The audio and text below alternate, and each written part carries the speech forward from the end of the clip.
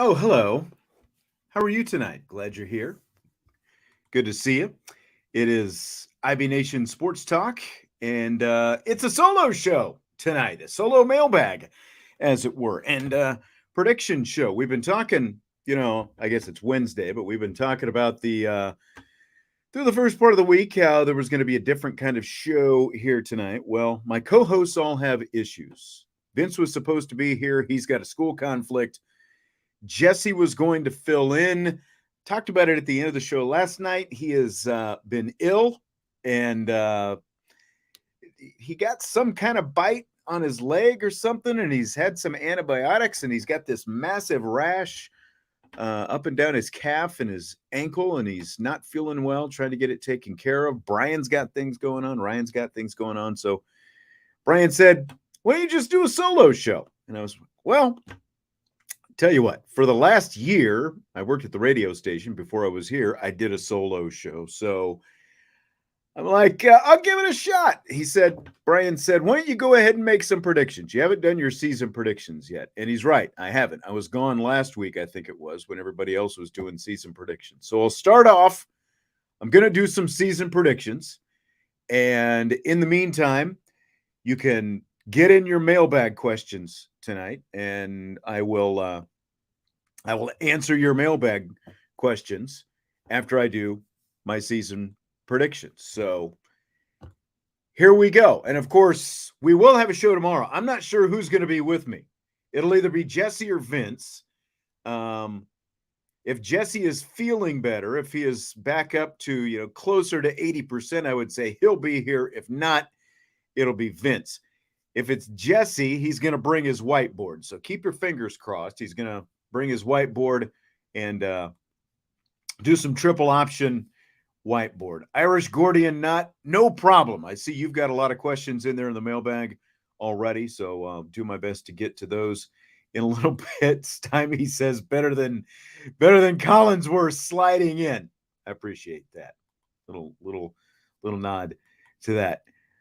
2.5 days to Dublin. We're almost there. So just keep your fingers crossed. Anthony, thanks as always for the super chat. Appreciate that. Appreciate you being here. Stymie saying 115 degrees tomorrow. Everyone should be inside and available. I tell you what, it is warm in South Bend right now. It is very warm in South Bend. I think they canceled like a golf tournament, like a high school golf tournament. It's so hot here in South Bend today. So here we are. Jason, I would like to know where we can find those end zones as well. If someone has a website, if you can tell me a website to go to or where I can find it. Someone was asking about the end zone logos over there at Aviva Stadium. I have not seen them yet, so if anyone knows where I can find them, where I can Gordian Knot says he made a post on the board. So let me see if I can find this here real quick before I get into some of my predictions. I think I saw just like a passing reference to it earlier. Okay, here we go. New end zone design for the Navy game. Gonna put this up.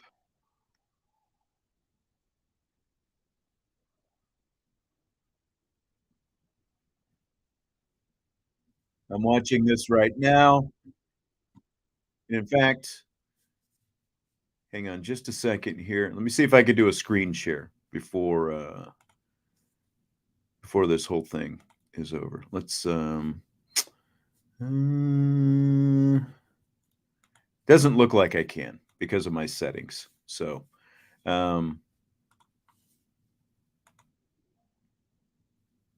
interesting design. All right. It wasn't quite what I thought it was going to be, but it's not bad. It's not bad. Let me get into some predictions here. I'm going to start with the record for the season. Everyone wants to know what's Notre Dame's record going to be for the season. I'm going. I tell you what. I started off at a 10-2, The over-under in Vegas is still 8.5, which I completely don't understand. I'm sticking with 10-2. I've got 7 locks that I'm going with for Notre Dame. 7 locks. Navy, Tennessee State, Central Michigan, Louisville, Pittsburgh, Wake Forest, Stanford. If Notre Dame loses any one of those games, we're having some difficult conversations this year. Quite honestly, though, you might not be here to hear them because based on what happened last year when Notre Dame lost to Marshall and then Stanford, a lot of people tuned out for quite a while.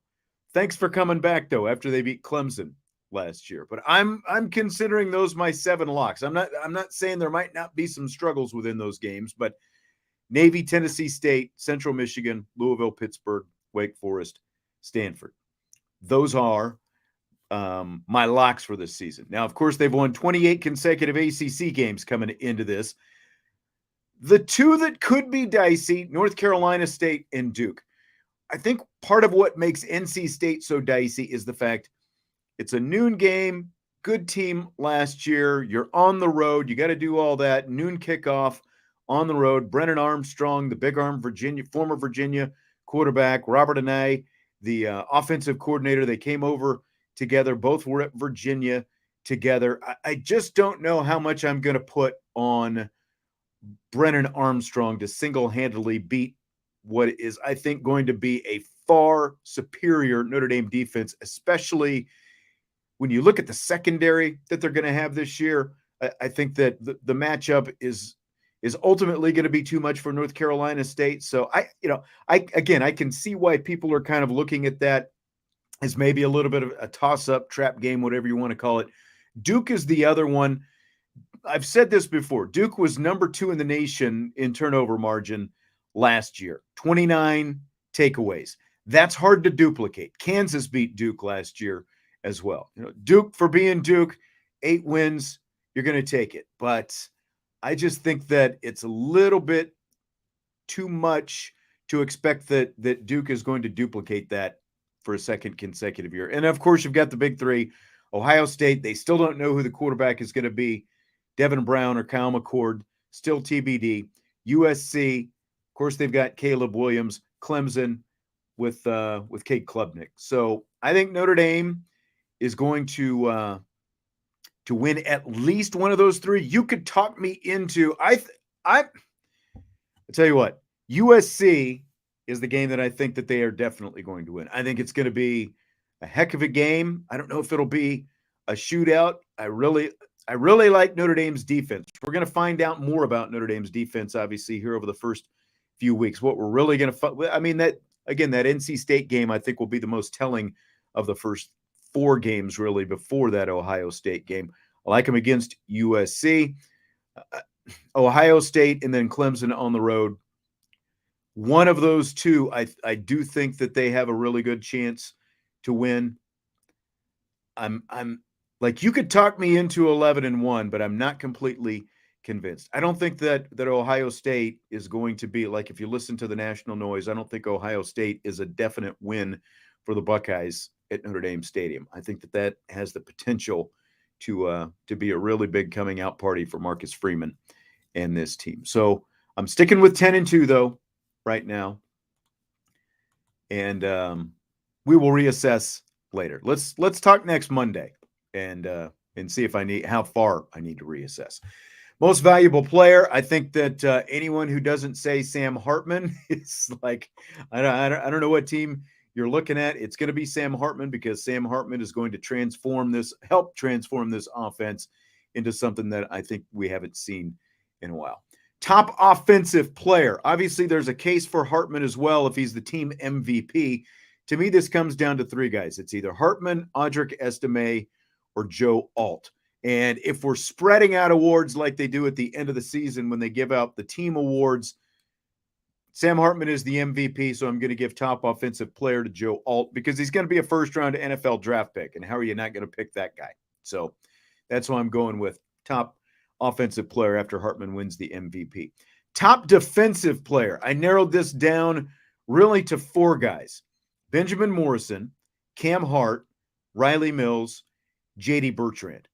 And like, there's a lot of hype on Benjamin Morrison coming into this season. There needs to be a lot of hype on Benjamin Morrison after 6 interceptions last year. And I think he's going to perform really well.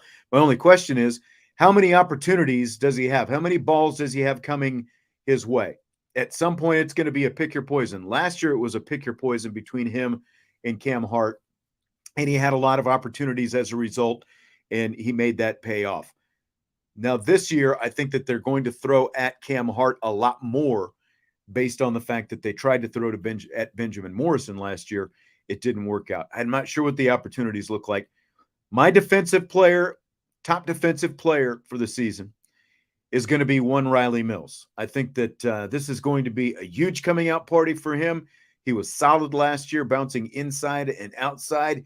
He has put on a lot of muscle, put on a lot of lean mass, very destructive in the interior. And I'm going to give my top defensive player of the year for Notre Dame to Riley Mills. But I think those other guys are going to have some great seasons as well.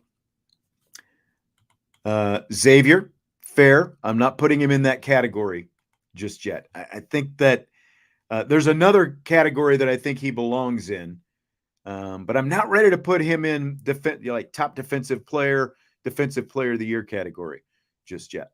Top offensive rookie. Jaden Greathouse is just the only one that makes sense. I guess Rico Flores, you could put him in that conversation. Jeremiah Love, I don't know what his opportunities are going to look like specific to offense early on. I think Jeremiah Love is more a special teams guy early on, and they'll see how some of these veterans do, especially Jabron Payne and Jadarian Price. But I think Jeremiah Love is going to have some opportunities, but I've got to give it to Jaden Greathouse for the top offensive rookie for this season. Top defensive rookie, again, it's like how many rookies are going to get a lot of chances out there? Drake Bowen is number 2 at the Mike linebacker right now. How many real chances is he going to get? I don't know.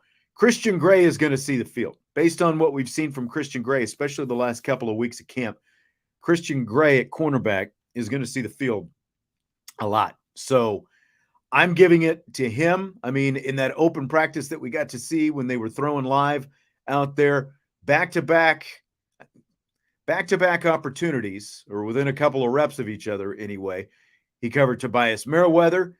He covered Jaden Thomas, what should be Notre Dame's 2 top receivers this year. Neither one of them were able to make catches against him. So really like Christian Gray. I know a lot of people are high on Christian Gray as well.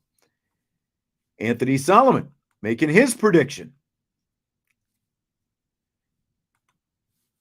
Xavier Watts, breakout defensive player of the year. And I'll get to I'll just go ahead and do that right now. To me, it is him or Jason Onye. Those are my 2 breakout players. Now, again, Jason Onye, like this guy, if he didn't have Howard Cross and potentially, in front of him right now, he would be in the starting lineup. He's going to be a starter a year from now at this time. And there are going to be some opportunities where you're going to see him quite a bit this year. And he's going to be a havoc wreaker out there on the defensive line. I'm going to go with Xavier Watts, though, slightly ahead of Jason Onye for my breakout defensive player. And I think it's going to be really close. If Jason Onye keeps doing what we saw him first do in the spring and then do throughout training camp, the defensive line is just going to be a wrecking crew. And kind of piggybacking on that, where'd that comment go? Irish Gordian Knot. If Mills is the best defensive player, we're going to be scary. And he's going to be good. He is going to be really good. And I think you're right. I think it has a chance to be really scary. And I know there's always, like a lot of hype and optimism. Like personally, and Vince and Jesse can both attest to this. I'm typically a little bit more on the cautious side, not diving, too far overboard. I'm a little more bearish, on some of these guys as opposed to bullish when we're going into a season in terms of what I think we're going to see and what to expect and all these different things. So take from that what you want, but I'm definitely a little, again, on more on the cautious side in terms of those expectations. And I'm expecting a lot from that defensive line this season, Mills and Anye specifically. And, Botello, you can go down the line. You're going to see a lot from them. Offensive breakout player, Tobias Merriweather. And this is between Merriweather. You can put Greathouse in there and Jadarian Price as well. You could probably put, I'm curious to see how long, like what exactly happens with Jadarian Price and Jabron Payne at that number 2 running back spot. Payne has been really consistent, as we talked about earlier this week. He gives them a lot of consistency across the board, does a lot of good things. He's a guy that, as Marcus Freeman says, they can trust. I'm curious to see, is he able to completely take that opportunity and run with it, or does Jadarian Price kind of catch up to him and start to become the guy that we saw that he was going to be last year before the Achilles injury? But I'm going with Tobias as my breakout player because I think he's going to be a big game-changing type guy. As Jason says, you were right. He will be a passing option as well. I think a lot of these guys will. Anthony Solomon says Chris Tyree, offensive breakout player due to his position change. And I think you're probably right. He could qualify for that because of the position change. He's still kind of the one that, I would say, I don't want to say completely hesitant on, but not quite sure what to expect. I want to see more of how he and Sam Hartman are able to connect once it comes to game time, because as we've talked about, there were some ups and downs and things still to figure out with this receiving core. I think we saw more of the ability of guys like Thomas and Merriweather, both downfield and on the outside because of their size. I want to see more of what that connection between Hartman and Tyree looks like. And we did see in some of those early opportunities when they were doing the 4 quarterback drill out there during training camp, when they had all 4 quarterbacks throwing at the same time, we would see Sam Hartman kind of jump over when Chris Tyree was running the deep routes, and Hartman was always throwing to him to kind of work on getting that timing down, that connection down, and stuff like that. So, but that is kind of one that I'm still looking at. I think Chris Tyree is going to have a good year. You watch the show, listen to the show all last season. He's the guy that I thought that they need to have on the field more often. They didn't. He's just a great playmaker, and they're going to have him on the field a heck of a lot more this year. My underrated offensive player, I really thought about this, and Zeke Correll is one of the only guys who I think really fits this bill if we're going to talk underrated on the offensive side of the ball, because there are so many other guys who really haven't been proven yet, whether it's the guards who are both going to be first-time starters, the tackles. You've got one guy who is a lock to be a first-round pick. The right tackle has a chance to be a first-round pick. Worst case, probably a second-round pick. So it's nobody else on the offensive line. You've got all these newcomers. Chris Tyree, even though he's got a new position, he's not underrated. The tight ends, I think they're properly rated right now. We know they're not Michael Mayer, but they have some, they've got to prove themselves out there. So I'm going with Zeke Correll, and I know he had some problems at times last year, picking up some stunts and blitzes and, fires and all that kind of stuff. But I think that season of experience is really going to do him well. And I put Correll in the underrated category. Defensive most underrated. So I've got my candidates for this: Howard Cross at nose, J.D. Bertrand at linebacker. And I am going to go with Bertrand as my most underrated guy. And the reason I'm going with Bertrand as my most underrated guy is this has been the team's leading tackler the last 2 years. And that's not how people talk about him. They don't talk about J.D. Bertrand as if he were the leader, of the defense and the leading tackler two years in a row. And I think JD is going to have a really good season this year. I mean, he's going to have the best season of his career this year. I'm very confident in saying that.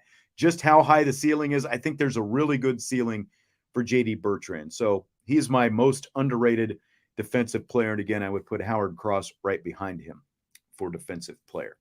Now, before we get to some of the questions in here, and I'm trying to keep up since I'm flying solo. And don't forget, this is also some mailbag tonight. So I'll be answering your questions here in just a little bit after I go through some of my season predictions here. There will be a mailbag coming up. So be sure to get your questions in and be looking at those, answering some of those here in just a few minutes. Beefeater, that's a hot take. He says, breakout hot take. Chris Salerno will break every Notre Dame receiving record this year. Book it. Okay. All right. I don't know. Great point, Joseph. JD makes a huge difference in this year's Navy game. Absolutely. Without a doubt. It was it was Xavier Watts, Jack Kaiser, Maris Leofeld were the three leading tacklers for Notre Dame. They shared the team lead against Navy in tackles last year. I think it was 8 apiece that they had. I think JD will have in the at least, I would say he's going to be in double-digit tackles. He'll have at least 10 tackles, probably more in this game. Passing yards for the season, I think that Sam Hartman's going to top 3,600. If he does, just 3,600 for the year would put him third all-time for a single season at Notre Dame. Brady Quinn has the record over 3,900 yards in 2005. Jimmy Clausen over 3,700 in 2009. And so Hartman would be number 3 ahead of Everett Golson, who kind of surprisingly, like when you think about it, when you think about big passing years over the years, Golson had over 3,400 yards in 2014. I don't think that he really comes to mind when you think about top of the passing marks in Notre Dame history. But I think Hartman's going to have at least 3,600 yards. I'm pretty confident in that. And I think he's also going to have 36-plus touchdown passes, which if he has 36, he'll be number 2 to Brady Quinn, who had 37 in 2006, and he would pass Ian Book, who had 34 4 years ago. And I think that Sam Hartman is going to have just a really big passing season. So I'm very confident in that. As we've talked about on this show a few times, I'm really shocked at the low numbers that he has got in Vegas coming into the season. And I don't know if it's just because of the stigma of the offense Notre Dame has had the last few years. And so people think, well, okay, he put up all these numbers at Wake Forest in a gimmick offense, and now he's come to Notre Dame with a pro set, and that's going to, slow him down somehow. Didn't slow Ian Book down in that offense in 2019. He put up, and look at who Sam Hartman's going to get to play against. He's got Navy this first week. Drew Pine threw 4 touchdowns against Navy last year. He's got Tennessee State coming up next week. That'll really just depend on how long he's able to stay in the game, what the score ends up being. And, of course, he's got Central Michigan in a couple of weeks, and he's got a lot of other opportunities where he's got a chance to throw 3 to 5 probably touchdown passes in any given week. So I like 26.5 is the Vegas over-under. I would pound the over on that if you're in a state that has sports wagering right now. Get on your app and just pound the over on it. And Jason, you're right. He'll be in that ballpark, in that 42-44 range with the all-time record. I don't know if he can get, I'm trying to remember if he can get to number 1 in that record or might just be number 2, but he'll be close anyway. Rushing leader, it's going to be Audric Estime. I think he's going to be over 1,000 yards. Not real sure how much farther to go on Audric Estime, again, because there are going to be some other backs who are going to be a part of this thing, whether it's Price or Payne or Love or Devin Ford, whoever it happens to be. Someone is going to end up kind of riding side saddle on this, just like Logan Diggs last year in that role. And then Estime is going to get to come in and be the battering ram at the end of games again and kind of close things out. So I think he's going to top 1,000 yards this year. I'm just not sure how much past 1,000 to go because of the fact that so many other backs are going to be a part of it. Jaden Thomas, I've got him as my receptions leader. I've got him over 65 catches. Michael Mayer had 67 last year. Last Irish wide receiver to lead the team in receptions and yards, Chase Claypool, 4 years ago, 66 catches for 1,037 yards. So, Beefeater said that the spread has dropped from 20.5 to 19.5. Hey, it's game week, baby. That line's finally moving, getting some action going in there. T-Guns going 1,400 yards, 15 touchdowns for Audric Estime. Estime Trucking is what he's calling him. 15 catches, 200 yards, 3 receiving touchdowns. Stymie, did he have 66 catches total with the Steelers? I think he ended up over 66, but not by much. He got most of them his rookie year, and then not much the next couple of years before that trade to the Bears happened. Tobias Merriweather is going to be the receiving yardage leader for Notre Dame this season. He'll have 800 plus. Estime will have 15 touchdowns. You can book that. J.D. Bertrand is going to be the leading tackler for the third year in a row. He's going to go over 100. I've got him in for 105. Tackles for loss, Jordan Botello will have 15 tackles for loss, I think, this season. He's going to be the guy who's going to be out there, I think, the most. It's like him and Riley Mills. That's going to be a contest between those two, I think, for the tackles for loss lead. Botello will lead the team with 9.5 sacks. And then the interception leader, I think, this season will end up being Xavier Watts with 3. Because, again, I'm just not sure that Benjamin Morrison gets the opportunities.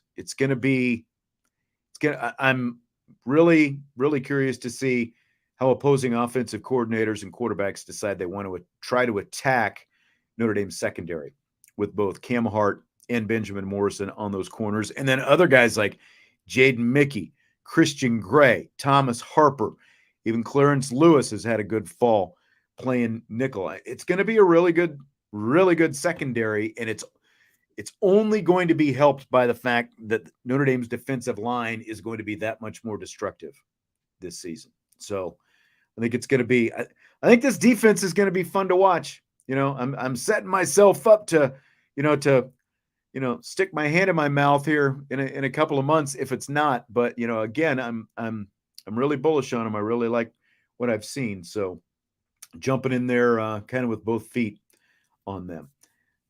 Stymie says he's placing his faith in Jean the Baptiste. He'll give them one opportunity to repent or feel the wrath. I like that.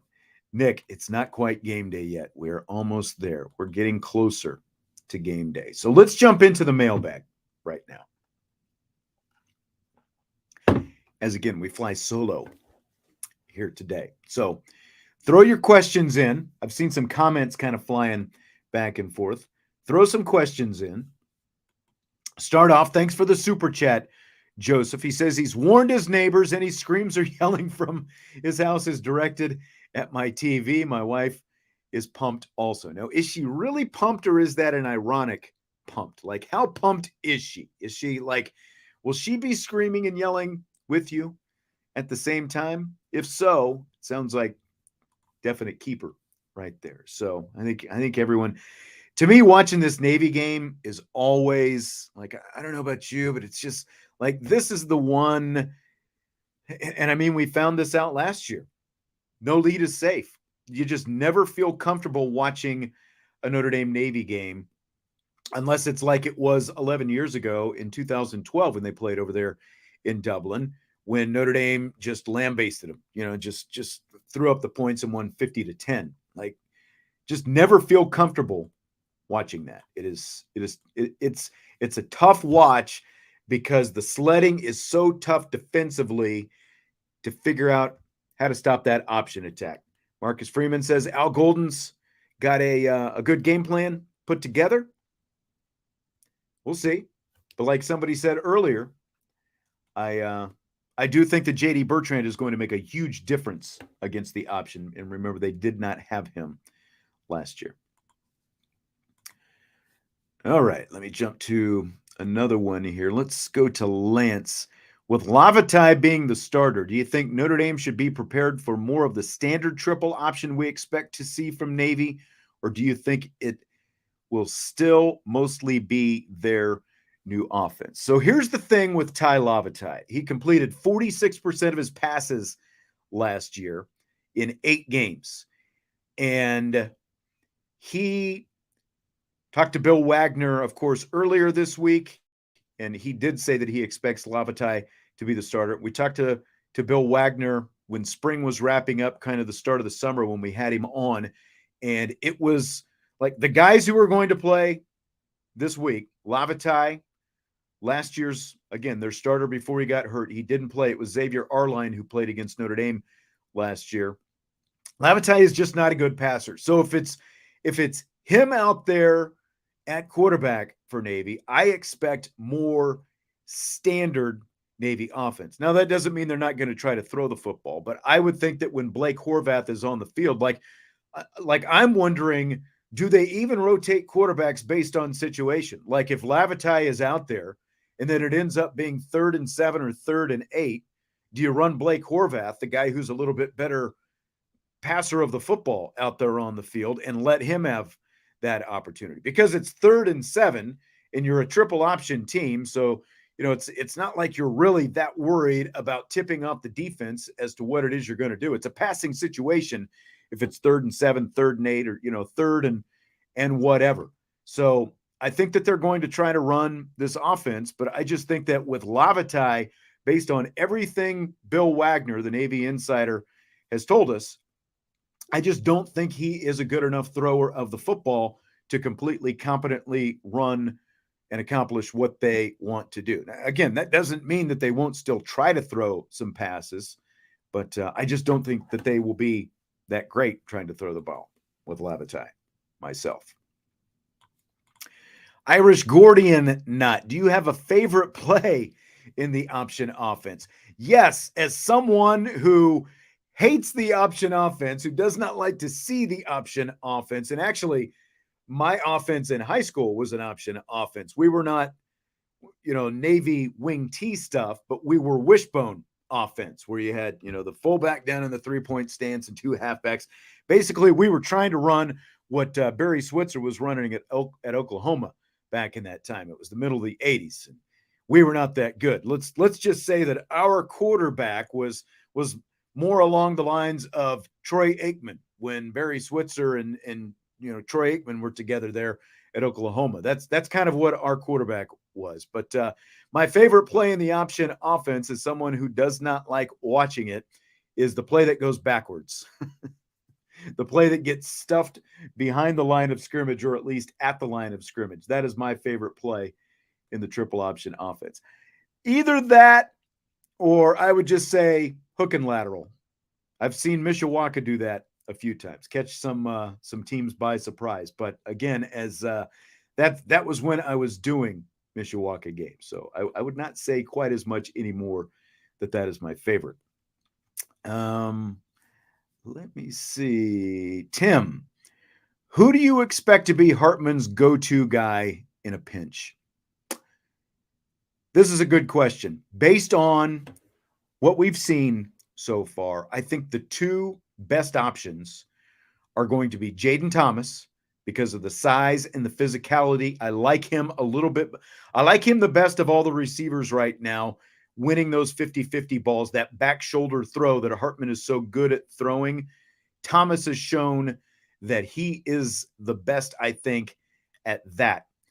But you also have a guy like Chris Tyree who can kind of be that little pinball machine, catch a slant, catch a curl, whatever. And, I think we're going to see more crossing patterns, in this offense. I don't know that we're going to see a lot of man-to-man defense Saturday by Navy. So how many crossing patterns, I'm not sure, because if Navy is playing more zone, which again, I would expect them to do because it's going to be hard for them to win man-to-man matchups with Notre Dame's receivers. So that kind of potentially changes some of what Chris Tyree can do with some of that short stuff, just how far he can take some of that short stuff. If if that's what Hartman wanted to do. Now, I mean, if you're talking about blitzes and hot routes and all that kind of stuff, then of course it's going to be there. You got to take what you can get the ball out, which they couldn't do last year. But I think going into the season, I would slide my chips toward Jaden Thomas as the go-to guy. But I do think Chris Tyree is going to be kind of part of that equation as well as the season goes on. Good question, though. I like that. Tommy Guns, if Notre Dame goes 11-1, who's your preference on that loss? I mean, come on. Are you kidding me? Who do I want them to lose to? Oh, boy. If I've got to pick one, I guess it would just be Clemson, because you're going on the road. It is going to be an improved Clemson team. I don't know how improved. Really, a lot of that is going to ride on Cade Klubnik. But when you've got USC, your biggest rival, at home in a primetime game, and you're going to have a house full of recruits, and you're going to have Ohio State at Notre Dame Stadium for the first time in almost 30 years, again primetime, again a house full of recruits, I want Notre Dame. Those are the two games that I want Notre Dame to win. The two home games with all the recruits in town, with all the eyeballs on the screen. So those are the two games I'd want them to win. Clemson would have to be the loss, because if they lose to Clemson, it's a road game, and I would expect that Clemson is going to remain a top 10 team at that point. Crystal says Duke, and I don't know that. I guess you could make an argument that if Notre Dame beats those other big three teams and they lose to Duke, well, at least they've beaten the big three. But then it's a loss to Duke. But then it's also, how damaging does that loss become, because it is not a team that is of the quality of those other three. And again, I don't think Duke is going to be as good this year. To me, from a talent standpoint, Notre Dame is going to have talent across the board. Mike Elko, good defensive coach, number 2 in the nation in takeaways last year, or in turnover margin last year, 29 takeaways. I have a hard time seeing them being able to duplicate that. I think that they can still give Notre Dame a good game, but I don't think that they're going to be able to duplicate what they did last year. I think they're more likely to be right around 500. I mean, that's only a couple of games, but I just don't think they're going to be as good as they were last year, because I think the formula is too hard to duplicate. It's a little bit like what Tyrone Willingham did in 2002, completely riding defense and special teams to that season, and then we all know what happened the next couple of years after that. And I'm not saying Duke is going to completely fall off the rails, but Duke is still a tough place to win at. And they did lose to Kansas last year. Kansas was an improved team, but at the end of the season, they were a 500 team, and Duke was a couple wins better, but they lost to Kansas. Leopard Irons. What will it take from our backup quarterback so we don't have to get another quarterback from the portal next year? Really good question. I think the biggest thing, I think that Jared Parker and Marcus Freeman and Gino Guidugli got a pretty good evaluation of what they're going to get from Steve Angeli and Kenny Minchie during training camp, because of the fact that Tyler Buckner transferred, and the result was both of those guys were elevated on the depth chart. So they both got to get a lot more high quality reps. Angeli got just about all of the number 2 reps during training camp, and Minchie was able to get a lot more reps as well. I think it's going to benefit them as well that they have a dedicated quarterback coach who can continue to work specifically with them and not be the guy who has to focus on the macro of the entire defense as well. To answer your question specifically, I think that that's tough to tell right now, because Let's say Notre Dame blows out Tennessee State. Steve Angeli gets in the fourth quarter. Let's say ditto with Navy or Central Michigan, or take your pick, Wake Forest, whoever it happens to be. Well, Angeli got in at the end of a couple of games last year, and ultimately all he did was hand the ball off.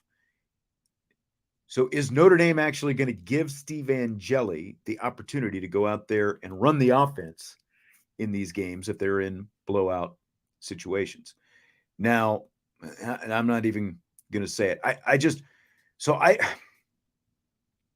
The answer to your question is, the sort of answer to your question is, I think that they have seen quite a bit from these guys in the fall, and their evaluation is going to continue at least in part through the season, and they're going to have a good feeling one way or the other.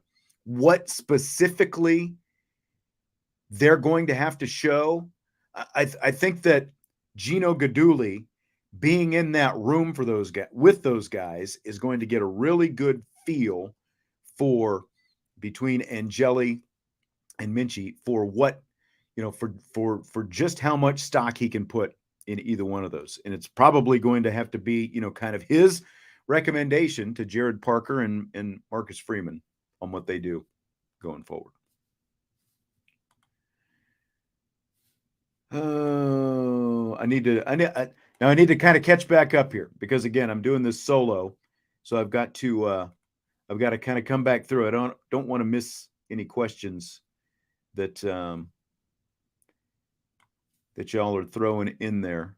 But Raymond, I completely agree with this. We have to start developing our quarterbacks. Year 2 has to be the standard at Notre Dame for quarterback. You're absolutely right. And that's why, even though some people thought that they should have taken a transfer quarterback last year, and Marcus Freeman kind of retroactively has said that they probably needed to, what I've said is, at some point, if you're going to build your program, you're going to have to start a quarterback who doesn't have very much experience. Happens all the time. Perfect world, you're able to kind of rotate guys in and get them quality reps. They obviously rotated Tyler Buchner in 2 years ago, but it was completely different. He wasn't running the whole offense. They do have to get to the point where they're developing their own guys and getting those guys out there. But I also think that will happen over time as they continue to recruit and sign and bring in higher rated quarterbacks in the recruiting process. I do think that is ultimately going to happen. How quickly that happens, I'm not sure. But I also do think that Angeli and Minchie being with Sam Hartman this season is going to benefit them greatly. And like Marcus Freeman, I think, talked last week about, they showed those guys a little bit of the hard knocks with Aaron Rodgers, and Aaron Rodgers showing up in New York, and now he's working with what's his name? I see his face, the BYU quarterback who was drafted by the Jets. It's not Darnold, obviously. He was USC, and he's gone now. But why can't I think of his name? You know who I'm talking about? The blonde-haired guy, and the thing with the mom's best friend and all that. But in any case, Freeman showed his quarterbacks that, like, what they can get from being around a guy. Thank you, Zach Wilson. Thank you, guys. I appreciate that. I knew it would come to me. It's like, but that's was kind of the point of showing them that, because Aaron Rodgers has had a great effect already early in training camp on Zach Wilson. And I think that these young guys here are going to have already benefited from being around Sam Hartman, and I think they'll benefit from being around him all season as well. So that was kind of my point of that. Stymie, game day meal. Can't decide between throwing something on the smoker or corned beef and cabbage. Not a huge corned beef and cabbage guy myself. I would definitely go with the smoker. I've got one, even though I need to fix the element. I've got a replacement element. I still haven't put it in there. I've got a world famous smoked brisket that if we ever have like a big tailgate party, we should probably maybe I'll throw one on at some point if Brian springs for the meat. But I would go with the smoked meat over the corned beef and cabbage. But again, I'm not a huge corned beef and cabbage guy myself. Josh wants to know, will the teams get one practice in once they get to Ireland before the game Saturday, or was today the last one? No, they are definitely practicing. Today is Wednesday. I've kind of lost track of my days this week. Tomorrow, Thursday, is going to be a little bit lighter day because of they are traveling today. I think that there was going to be kind of a walkthrough kind of thing today, sort of move around a little bit. Tomorrow, they were going to get out there, a little bit lighter stuff. Marcus Freeman said that the Thursday practice was a little bit more like a Tuesday practice, kind of run some plays, and do some of those kind of things. He said Friday they will get after it a little bit more. So they'll have 2 full practices, Thursday and Friday, with a little bit of light activity, I think, that was supposed to be on the schedule today. So they will definitely do more than just today. Mike Sullivan, thanks for the super chat. He says he never catches the show live, but always listen at 4 a.m. when I'm at work. Don't tell Brian, but sports talk is my favorite. You can tell us. We'll keep it secret right here. I appreciate that, Mike Sullivan. And again, thanks for the super chat. I'm glad that you could jump in live. 4 a.m. I used to have some of those wake-up calls myself back in the old radio days, and I'm glad that I don't anymore. Gordian Knott, speaking from a pure athleticism standpoint, who are the most athletic wide receivers on the roster? I would go with Chris Tyree. I would go with Tobias Merriweather. I would put Rico Flores and Braylon James in that category. You notice I'm talking about a lot of, mostly younger guys, but I did put Chris Tyree in there as well. Jaden Thomas is a really good athlete as well. It's just that he's a bigger bodied guy. So it doesn't necessarily show, it doesn't look quite as twitchy as some of these other guys. But I mean, they're for the most part, they've got a lot of really good athletes in that receiver room. But the young guys, put them all in that list. John, who will be the best tackler this season? Now, best tackler, leading tackler. There's got to be a difference there, right? I definitely think the leading tackler is going to be J.D. Bertrand, as I have said. The best tackler, like the guy who's going to deliver, like we didn't really get to see any, like of the bone-jarring type crunching hits and stuff like that during camp, because we didn't get to see a lot of live stuff.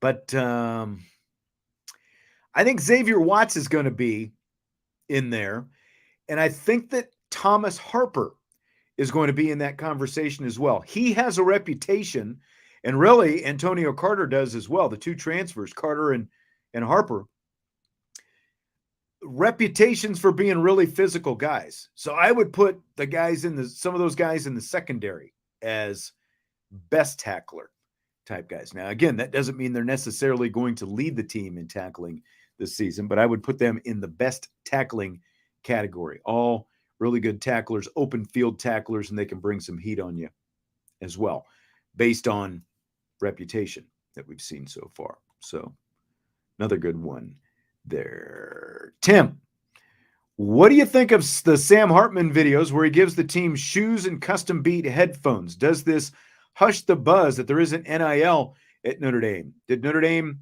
Under Armour bake NIL into the new contract? This is something we talked about yesterday, Vince and I, on Rapid Fire, Tim. I love it, and Vince loved it as well. It was a great way, doing it this way, getting Sam Hartman up in front of the team. It's not like Sam Hartman, went on his Instagram account and said, "Oh, I'm so happy to be,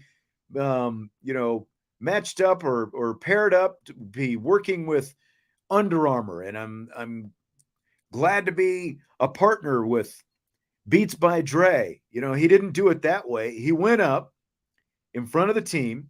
They shot a video of it. You've got it's all mic'd up. and he's out there and he's like, "Hey, I'm doing it with the boys, and I'm giving them, the shoes, and I'm giving them the headphones and all this different stuff." It's kind of a humble brag by doing it that way, but it is also the best way to do it, because that way it's not like some official looking release. It looks natural, and you're telling the world on a highly followed social media platform. And I'll find out here in just a second just how highly followed. I'm going to see how many followers that Notre Dame football has. They have 654.6 thousand followers on the Notre Dame football Twitter account. That doesn't include Instagram and all that other, whatever other accounts that they've got. But you're using social media in a perfect way. You're telling all these other recruits, look, here are two major NIL deals that the Notre Dame quarterback has. And that's all you've got to do. You're letting everybody know that, like you said, even though Notre Dame kind of got this reputation for, well, we're anti-NIL, or we don't fully embrace NIL, even though Notre Dame was actually one of the first schools to go out and really, support NIL. They're obviously doing it in a different way. They're doing it the way it's supposed to be done. It's not a pay-for-play situation, but they're letting people know once you get here, you have a chance to sign million-dollar deals with big companies. And and again, we don't know all the details of the new Under Armour contract. All we know is that Notre Dame has signed a 10-year extension worth a lot of money with Under Armour. But I would be shocked if NIL was not part of that Under Armour deal. Derek says that's a pioneer. There you go.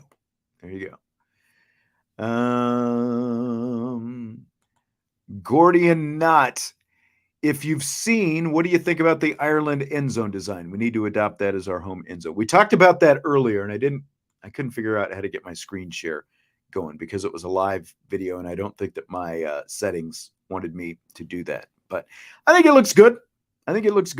I am definitely in the boat of Notre Dame needs to dress up the end zone, like the slashes in the end zone. And I know you want to talk about history and tradition and all that kind of stuff.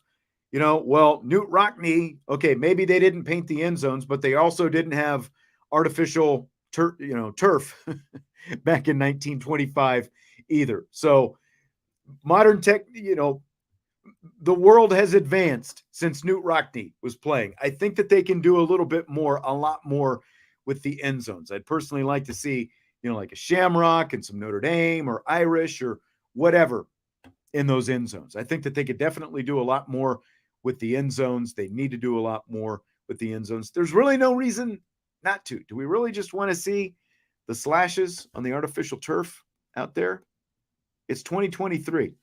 I definitely think they need to do something to dress it up a little bit. Who is the one player fans haven't been talking enough about in the offseason? This is a tough one. Before I get that, Tanner, excellent point. They used to wear leather helmets and no face masks either, Tanner. So yes, times have definitely changed. Kevin says slashes suffice.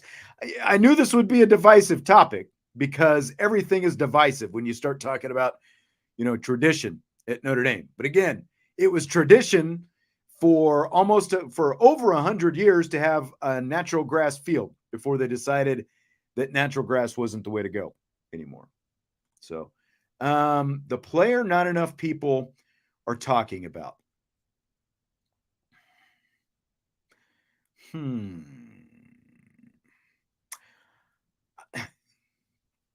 Antoine says he's going to go with Colsey.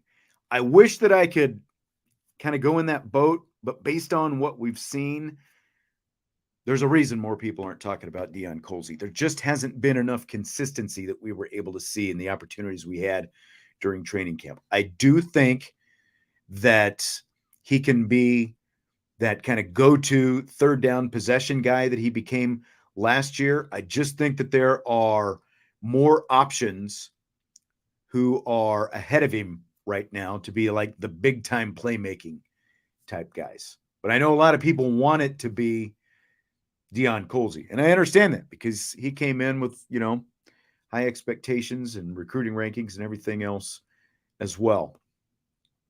The guy people are not talking about, and it's like we've talked about everybody to death, it seems like at this point. So, yeah, Tim, I like this. Coogan, apparently. Yeah, I think nobody's talking about Pat Coogan enough because he ultimately did beat Billy Schrouth for that starting left guard job. I would definitely go with that. DJ Brown, not a bad one because Tristan says DJ Brown had a good camp. I would go with that as well. I think that is a good one. Thomas Harper, I don't think we're talking a whole lot about. And again, I think Thomas Harper, the Oklahoma State transfer, is going to be a really big piece of this defense. It's like you're going to see some packages where you're going to have some really experienced defensive backs out there on the field between Harper and Watts and Antonio Carter and, plus the guys that they've got at corners. I think that they're going to be able to do some creative things. And it's like you're not going to use that as your base necessarily, but they're going to be able to do some creative things in their dime packages and different things like that. They can use a guy, for example, if they wanted to, like Harper as that, like in that rover type role where he could potentially rush the passer or, he can cover some different things like that. Botello, a couple of different people saying, I guess you could make the case for him because I feel like there kind of has been a point where people decided they were over talking about Jordan Botello because of 3 years of hype and expectations that we've been waiting on. And now he's here and he hasn't made, he didn't make a huge amount of plays during camp when we were able to be out there. But at the same time, I think he is going to be a really good player for him this year. So I think that you can make a case for that. Joseph says, very curious about tight end play this year. I think they're going to get good tight end play. They're not going to get anywhere near the kind of caliber of play that they got from Michael Mayer last year, especially early on in the season. But between Mitchell Evans and Holden Stays, I think they're going to give them really good tight end play. The receivers are going to take away the need to have as much focus on the tight end, especially in the passing game, as they've had the last few years. So I think they're going to get good tight end play. And then by the time Eli Raridan gets back up to full health and he's out there, and then you've got Raridan, Evans, and Stays all out there, then I think that you're going to see a really good tight end room. How they use them is going to be the question because there's going to be between I think that they're going to be counted on to be blockers more than receivers this year. Let's put it that way. And I think a lot of times when you talk about the tight ends, the blocking part of it gets lost because all anyone wants to talk about is throwing the ball and catching the ball. Raymond says he hopes Stays breaks out. I think he will. And I think that, again, based on some of the opportunities that we got to see them do some live stuff, so much coverage has to be dedicated to the receivers and even to the running backs as well, that the tight end can kind of get lost out there in the defense from time to time. And so I think that Holden Stays can have a breakout type season. Guinness or Guinness Extra, Mr. 2.0 asks. I have never had Guinness Extra. Has anyone had Guinness Extra? I've not tried Guinness Extra. I'm in on Guinness, but I'm not in. I've never had the Extra, so I can't give an opinion on that. All right. Well, I think that is going to do it for today. Again, I appreciate you. Mr. 2.0 says he votes Extra. And Tim says, keep the 11.2 ounce bottles. I don't know. So that's going to do it for today. Hopefully Jesse is back tomorrow, recovered. And if he is, we're going to have a whiteboard for you. If he's not, Vince and I are going to be here.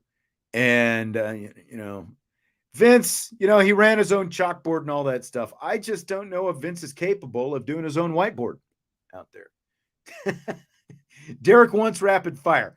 Am I supposed to ask the questions of myself, Derek? Am I supposed to ask myself rapid fire questions? I'm saying that rhetorically and somewhat facetiously, but I used to work with someone who did a show, and he would literally ask the question out loud and then answer it. He would ask the question to himself.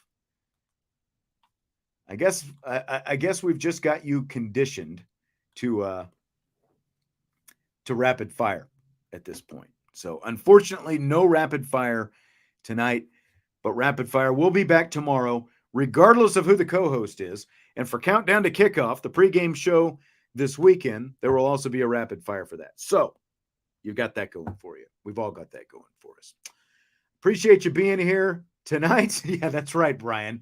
It's like playing chess by yourself. I just jump back and forth across the table, and I can checkmate myself. Appreciate you being here. Please hit that like button on your way out. And of course, subscribe, rate, and review. And we will talk to you tomorrow on IB Nation Sports Talk.